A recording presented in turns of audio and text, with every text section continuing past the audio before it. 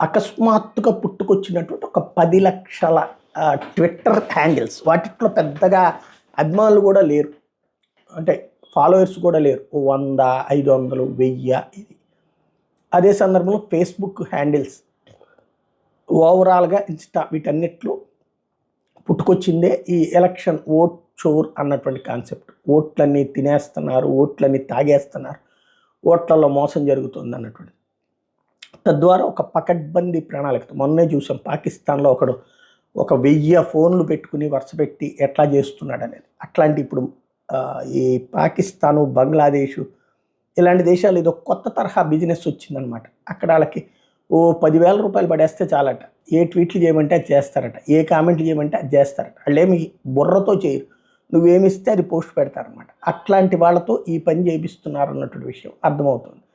ఇప్పుడు ఇదొక కార్పొరేట్ అంటే ఫేక్ పబ్లిసిటీ